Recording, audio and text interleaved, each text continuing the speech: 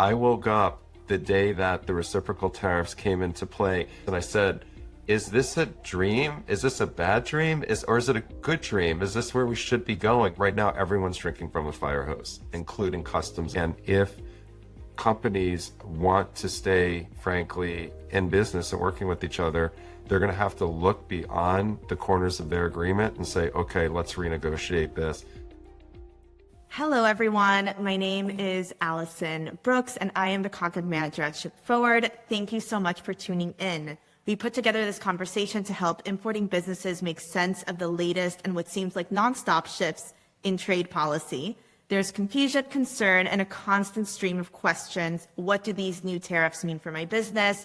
When will they hit? And how do I even start preparing? So in this interview, we'll unpack exactly that with two industry experts who understand both the policy and the logistics challenges of small and mid-sized businesses.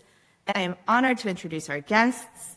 Joining us is Lenny Feldman, managing partner at Sandler, Travis, and Rosenberg, and one of the country's most respected customs and trade law experts. He is a former senior attorney at U.S. Customs in Washington, D.C., and where Lenny helped draft hundreds of national directives and was a key negotiator at NAFTA. Today, Lenny serves as general counsel to the National Customs Brokers and Forwarders Association of America. He represents the U.S. private sector at the World Customs Organization. Lenny has advised CBP, Homeland Security, and Treasury on high-impact trade issues. So if there's anyone who can help us make sense of the shifting regulations and what businesses need to watch out for, it's definitely Lenny. Also joining us is Carmit Glik, CEO of Ship4wd. Carmit has over 25 years of experience in global logistics, digital freight marketplaces, and in establishing supply chain operations around the world, from China to the Netherlands and a few countries in between. Having witnessed a gap in solutions that cater to the needs and challenges of SMB importers, she now plays a key role in building technology-driven freight services that make international shipping more accessible and efficient. I'm very excited to have you both. So let's dive in, starting with what is going on with tariffs. Lenny, big picture, we're seeing, as of this morning, a tariff on Chinese imports, a 10% baseline tariff on all other countries, and a 90-day pause on reciprocal tariffs, as well as many other tariffs on specific materials and goods. How does this moment compare to previous waves of trade restrictions? Are importers just getting a breather, or is this just buying more time before the next wave? Sure. Well, first, Allison, it is great to be here with you today, as well as with you, Carmit. I'm really looking forward to the discussion, and I like how you teed it up: confusion, concern, and questions. Let's try to get some clarity, confidence, and answers to those very quickly, as much as we can. Look, Allison, this is unprecedented. I've been at this for over 3 decades. I have never seen anything like it. I woke up the day that the reciprocal tariffs came into play, and then a few days later when I saw the country-specific tariffs, and I said, is this a dream? Is this a bad dream? Or is it a good dream? Is this where we should be going? I think the jury's still out on that, although it's really tough right now. We have not seen anything like this. Is there a reprieve? I do not think there's a full reprieve at all at this point. Yes, we're at the 10% reciprocal tariffs globally. China continues to go through the roof. It's the way I describe it. It's like a big sandwich, and the layers keep getting thicker and thicker and piling on top of each other. Because for years, we've always had the base tariff or duty rates known as the MFN, most favored nation. Now I think it's almost the least favored nation rate. I'm not really sure what we're calling it at this point. Then we've had the Section 301 tariffs for China in place under Trump 45, and then Biden doubled down on that. That's been in place. Then we had the IEEPA fentanyl tariffs come into play, let's not forget, in February, 10% and 10%, and now this. So reprieve, not really. People are looking for a lot of answers and solutions, a little bit better than we were the other week on that fateful day of April 9th, where we had the country-specific tariffs hit just for 1 day, and then that was reversed. So that helped a little bit, but wow, we still have a lot to contend with right now. And so how quickly can a policy changes like this go from announcement to something that's actually enforced at the port? Will there be any room for businesses to react? That's been probably the biggest challenge, Allison, because in the past, we really have had some time for industry to adjust. If the executive orders or the notices would go out, and they would typically say, you have at least a month or two, and we're providing that notice. But this is just fluctuating day in and day out down to the wire, depending on, for example, April 9th, if you were that unfortunate importer who happened to have your goods ready for entry on that one day and you couldn't take advantage of the in-transit clause, which we could discuss, gets a little complex, you were stuck for that one day with that tariff without notice.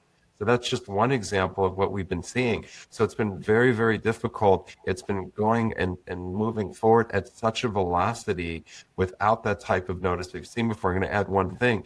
In the day, typically there was customs, and customs worked with Department of Treasury. Then Homeland Security came in, of course, after 9/11. So they had two departments. We're engaging a lot more as well now with Department of Commerce. We're engaging with the hopefully Department of State gradually, because we're understanding Department of State is saying this is a foreign affairs function. We don't necessarily need to provide the typical notice of proposed rulemaking or the time periods that you're used to in the past, because we have to act intentionally and deliberately. So that just kind of adds more fuel to the fire, so to speak, in a way that could really be surprising and somewhat detrimental to companies. Carmit, you are on the ground with SMB importers every day. What has been the emotional and operational reaction to these changes? Are businesses scrambling to adapt, or are they being cautious to make too many changes?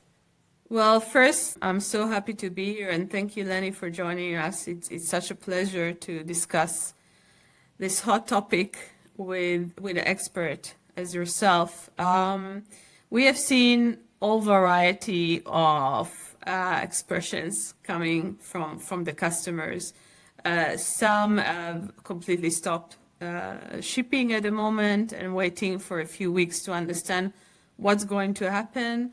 Some are actually want to move forward faster because they're not sure if this is going to even escalate it. A lot of confusion, a lot of, I would say, distress as well, because as Lenny said, those that already have shipped and got the tariff on the day of discharge, those that have cargo already on sea, they don't really know how much they are going to pay or need to pay. We're talking about businesses' cash flows that could be on risk because they're used to certain cycles, and now they have an issue without not knowing. We're talking about the bond itself. Should I increase my bond? Should I not increase my bond? So there is so many consequences for any business, and we literally see everything from being really distressed and stop shipping to saying we continue as is because we don't know what happened and situation is changing every day, so it's very difficult to make any decision, to very, situation that is very stressful and also emotional source. Let's talk about enforcement. Lenny, can you break down what's happening now with post-entry reviews, audits, data tracking? Where are importing businesses most at risk?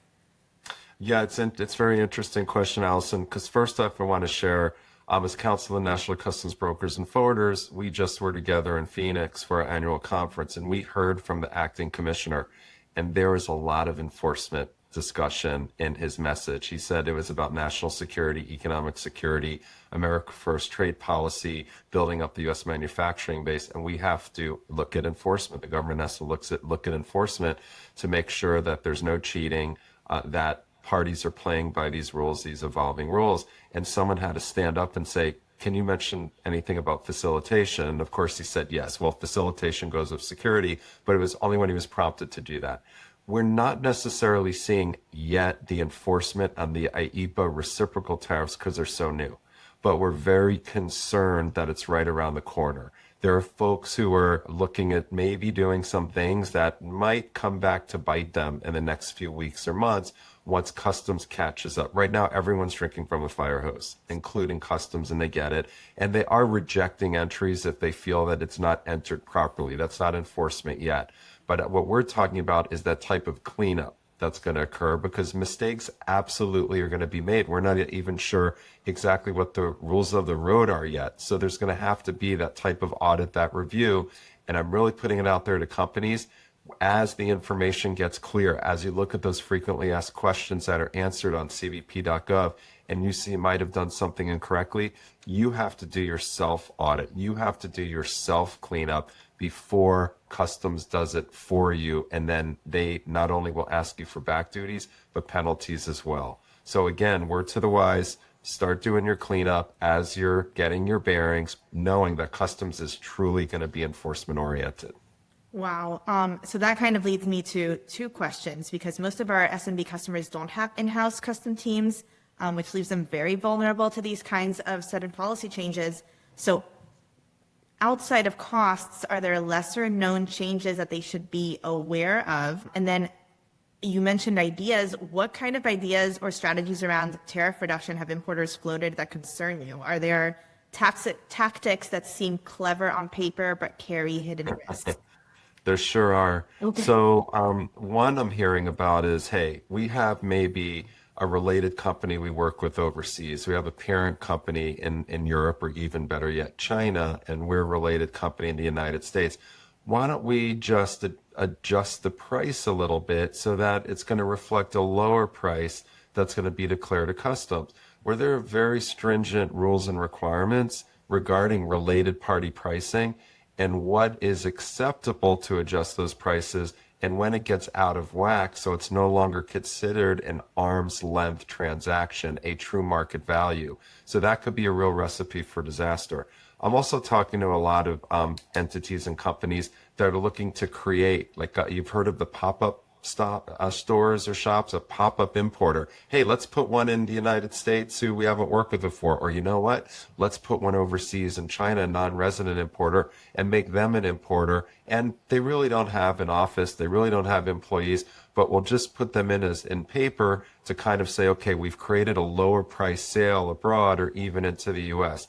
That's going to be a problem too. Finally, I'm also seeing some companies are saying, hey, why don't I look at separating my cost, my prices, invoicing it. For example, instead of paying $100 for the good, I'll have an invoice for $80 to the supplier, and we'll do a separate one for $20 for administrative costs and fees, or maybe a 10% administrative cost.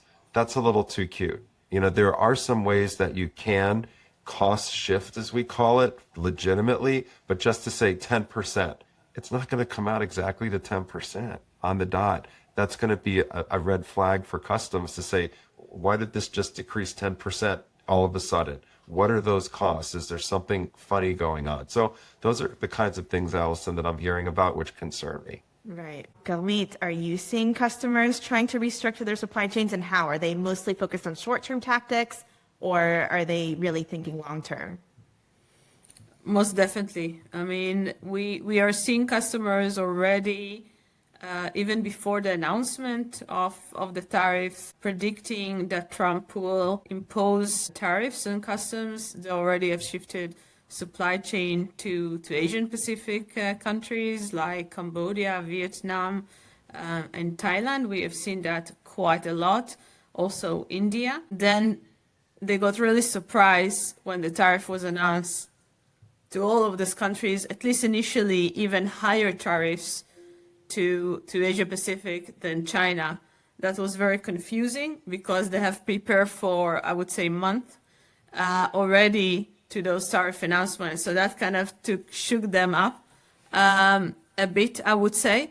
But right now we are seeing indeed when they believe, or at least the sentiment is, that the U.S. will reach a negotiation with those certain countries to much benefit than from China. I think the sentiment is that U.S. and Asian Pacific countries, India, will reach to a certain trade agreement, which will be more beneficial than with China. So because of that sentiment, I have currently customers that are already visiting these countries as we speak. So that happened quite fast. And indeed, diversify supplier base is quite critical at this time. Have more options. And I think that's what customers are going for. Right. I want to move on to something that has become a trending topic, which is tariff engineering. It's not a new topic, but it's become people are talking about it now, even more mainstream journalists. So you've talked about origin engineering and tariff engineering in the past. Can you break down how those work in practice and any examples that could be realistic and others that better not? Yeah, tariff engineering is a really interesting concept. It's not new, but it's gaining new interest, attracting new interest, as you said, Allison. Really, all these years, we're looking at tariff engineering for those base rates, those MFN rates. So, for example, everyone loves jewelry, right? My wife loves jewelry. I love buying her jewelry. But jewelry comes at a cost, not only to buy it, but when you might be importing it. So did you know, for example, that if you have jewelry which contains precious stones, it's a 6.5% tariff rate. That's going to be a lot if you're importing, for example, that piece of jewelry with the diamond. 6.5% on fill in the blank, it could be thousands of dollars, is a lot. However, diamonds themselves and precious stones have a free rate of duty. So simply if you were, for example, to import the diamonds separately from maybe what you would need for that jewelry item to put it in a ring to set it, you just saved yourself from 6.5% and went to a free rate of duty just by changing how you are bringing in the imported diamond. So that's kind of always been something to look at. In the more mechanical area, turbine generators, for example, which are wind-powered generating sets, they would have a wind turbine generating component. Those would come in at 2.5% rate, which doesn't sound too high. However, that could really add up because these are for major projects, multi-million-dollar projects. On the other hand, if you were to separate out those two components, you go to a free rate of duty. This is just by shipping it separately as opposed to together. One of our all-time favorites, this is a classic example. If you ever get your shoes, your stilettos, your high heels, sometimes you may see that there's a textile flocking underneath it. Why is that textile flocking there? Well, maybe it just is nice on the foot, provides a little bit of comfort so you are able to glide more gracefully as you wear the shoes. Did you know the textile flocking would bring the tariff down from about 37% to 12.5%? So a lot of companies say, let's put that textile flocking on there. It's not necessarily going to be a major reason that I think a consumer would buy the shoe, but it's really going to help from a tariff standpoint. So there are some really interesting examples going on there. The ones that are trending right now, let's look at the reciprocal tariffs, for example. There's an exclusion there for steel and aluminum products. Steel and aluminum, 25%. Everyone said, what are we going to do? 25% steel and aluminum, that's a lot. However, steel and aluminum is excluded from the reciprocal tariff. So if you're steel and aluminum 25%, you just were excused, so to speak, from the 145 plus China. Now, steel and aluminum's the desired tariff, and you have to look at, well, maybe that product I was bringing in, maybe that household good, maybe that window I was bringing in, maybe that pen didn't have any aluminum or steel on it. Does it make sense to have a component added to it so that now it is classified under a provision which is qualifying for the 232 steel and aluminum? So you set up steel and aluminum purposefully. I'm under the 25%, and now I don't have to pay reciprocal rates. So we're getting asked a lot of questions. It does have to be legitimate. It's not like you could just put on the steel or aluminum component and you take it off right after. There's been some court cases on that didn't work. But if it's a legitimate, permanent type of steel or aluminum, and again, it now can be classified in one of those covered provisions, you might have saved yourself possibly 100% tariff. So this is a fascinating tariff engineering that I'd say is the number one that I see trending right now, in addition to the typical ones over the years that companies have looked at. That's a fun story. Yes. That's amazing. And for businesses that can't engineer their way out of tariffs, Carmit, what is something simple and tactical that they can do to stay flexible? I think the simplest thing is really diversify the origin of your suppliers. I think that's relatively, I would say, faster. It takes indeed an effort to make. It doesn't happen in one day, but it's relatively accessible. You need to find the right platform that provide various of manufacturing and supplier partner around the world, in Asia as well, and start really looking for the product that you are sourcing, or even if you have need for a specific one. I think that is the immediate thing one can do to diversify, to lower the cost or the risk of those tariffs. As I say, the initial approach was that, in a way, it was surprising that all the countries got very high tariffs. And most do not know what will happen in 80 days as such, right? Because we had a break for 90 days and time for negotiation. So nobody knows what will happen. If we take the example of Canada and Mexico, those tariffs brought back to the same level, I think, after 30 days, if I'm not mistaken. So nobody knows. But I think the immediate thing that one can do is really start looking and diversify a supplier base, start seeing, can you reduce your cost on products? I do understand customers that will not be able to roll all the costs to their customer. I don't think it will be possible. It is true challenge that we have never seen in the past. This is not fake news. This is a situation that is very critical to businesses, and they need to find ways outside of the box thinking on their logistics partner, on the supplier base, and they need to use as much available, I would say, new technology and product out there to be able to do it faster than they can. Because if we are looking at large corporate, they're already diversified. Many of them have expert, logistics expert, custom expert, best lawyers. They did reverse engineering of such, I would say, such type of scenarios over and over again. But if we're looking at small to mid-sized businesses, of course, I think that they are the one that probably are challenged the most. But I think today the world is more open. You have more information.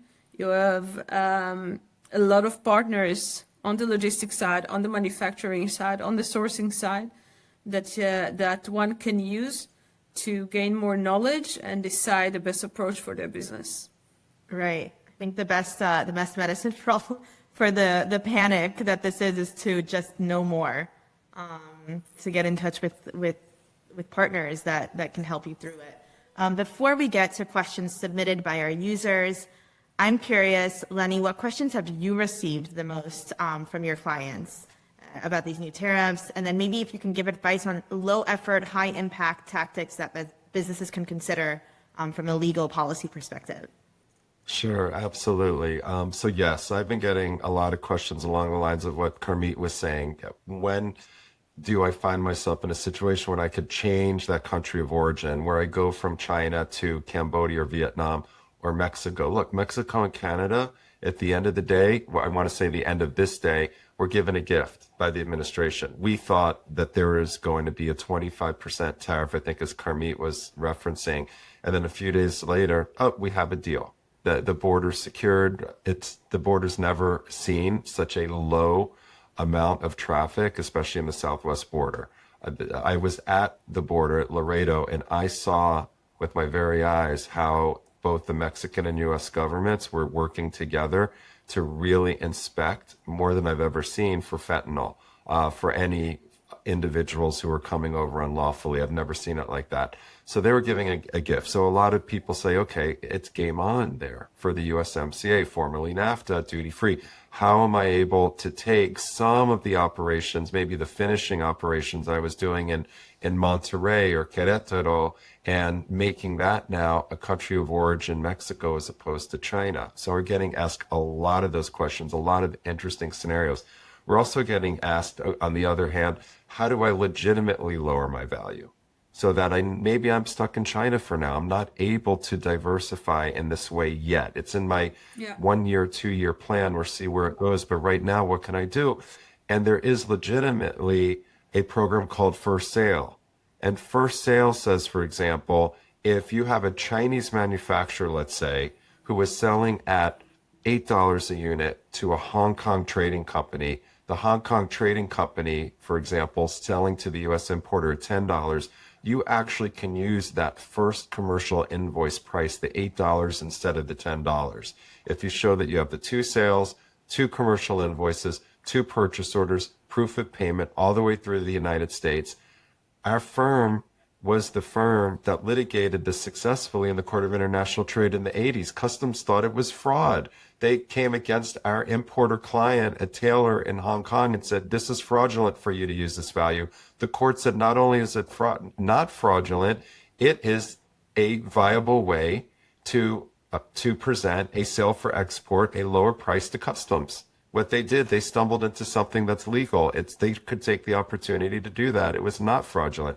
So we're getting asked about this by a lot of companies. I think this is a very viable option for those who cannot get out of China, or even if they want to lower the tariff implications for the 10% that we're seeing globally, if they do have a significant base tariff. So I think those are some of the options that companies are looking at, in addition to really taking stock of their classifications and seeing maybe there is that more favorable provision that I lawfully could put my merchandise in that I might not have focused on before. So I would say hope is not lost, but you really, like you were saying, you need to do your homework. You have to educate yourself to become aware of these opportunities and then see if you could implement them. Amazing. Thank you so much. Now we're going to go into our users and the questions that they have, that our database has sent us. And this is a question for both of you. I think from Lenny, maybe from a legal or contract strategy perspective, and for Carmit from a logistics side. We have a client that asked, we are being asked to commit to stable pricing, but with these tariffs, we don't know what our landed costs will be next month. How should we be handling this with our customers? Lenny, if you want to start. Yeah, absolutely. You really have to see if you have any clauses, any ability that you could go back, that you could renegotiate. And I think it's also going to come down on the other side as well with your customers too. Are your customers going to be amenable to some type of price change or not? Otherwise, what's the alternative, right? That someone's going to get stuck in the middle and the supply chain is just going to go kind of kaput. So I think a lot of it, I go back to communication.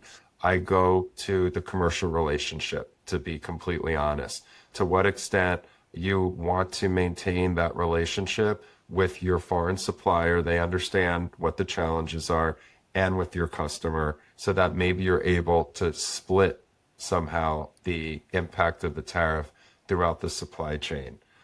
These are challenging times, and if companies want to stay, frankly, in business and working with each other, they're going to have to look beyond the corners of their agreement and say, okay, let's renegotiate this. And maybe it's just for a 30-day or 60-day window, and then you go back to the drawing board again and see where you are. But that's completely fine. Just make sure when you're doing that, you do have something tangible in writing, a contract or agreement if possible. Invoices, purchase orders, fine with proof of payment. But if there is going to be a change in those terms and you are potentially going to lower certain prices or change them in certain ways, just make sure it matches up with what you're declaring to customs. That's what I would ask that you do. Thank you. Carmit? Actually, Lenny, spot on. I think from a logistics point of view, there is there is not much. I mean, in the sense that we will adjust to support customer to whatever their needs are, in the sense of it will take supply chains some time to understand what's going on. We are seeing now shifts of carrier omits China ports, meaning that they will not call China ports if their vessel will not be full. They will better move to Asia Pacific to pick up cargo, which most likely it's going to pick there. So supply chain is in disruption right now, and it doesn't happen in a second. It takes time to supply chain to find their, let's say, balance again.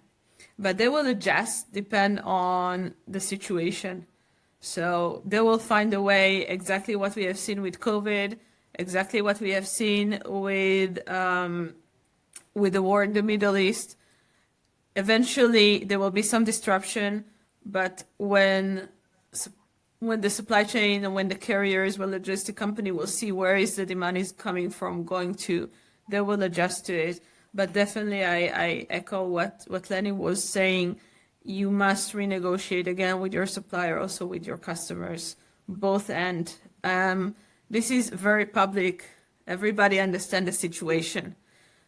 So I do believe that communicating and raising concern, both end, reaching agreement, if it's in the short run,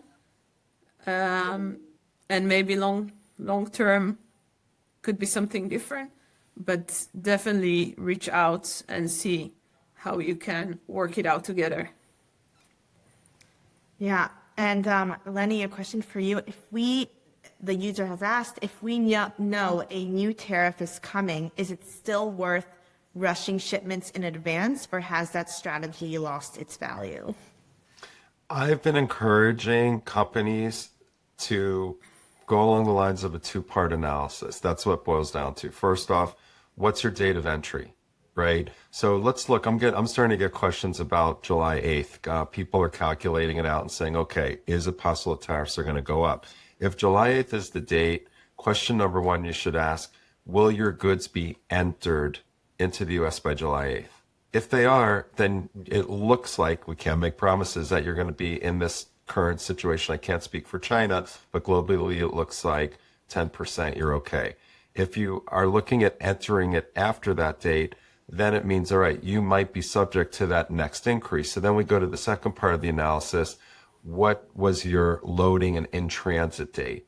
There have been what we call the savings clause, or the grace period, that even if you entered it and you get caught with that next level of tariffs, again, looking at July 8th, if you were transiting by a certain date, you still can say, okay, I met the transit rule. It was loaded 2 or 3 weeks before. So even though I'm under the cloud, let's say, of that additional tariff, I'm able to escape it because of the transit date.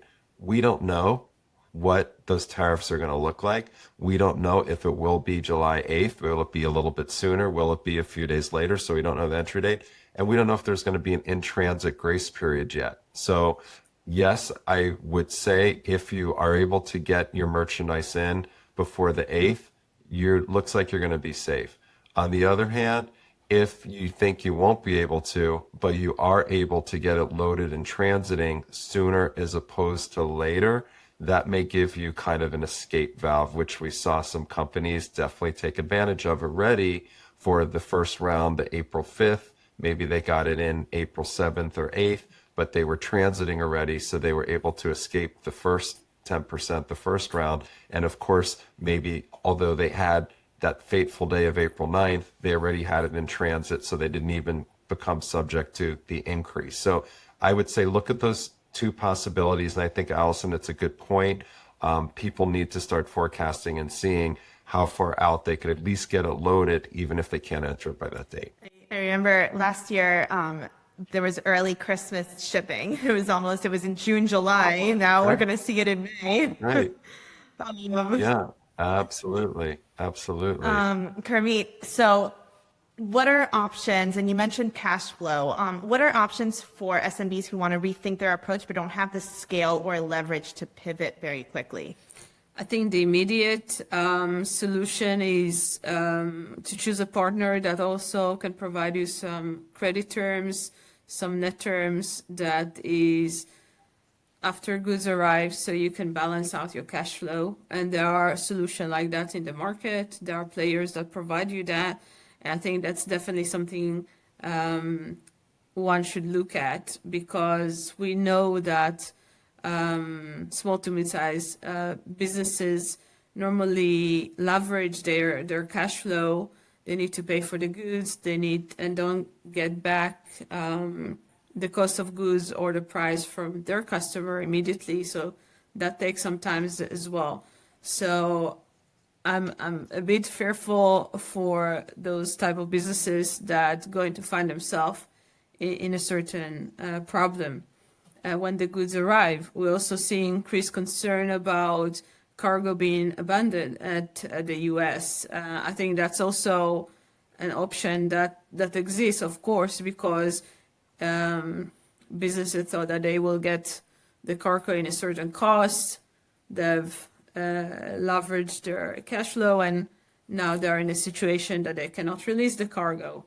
That's also a concern to some businesses. So really look at some financial solution out there that can support your cash flow, that can support you also on the logistics side, that can provide you solution, maybe in a certain warehouse in abandoned area. So are the various options out there, and I really urge businesses to not reach to a point that there is no solution.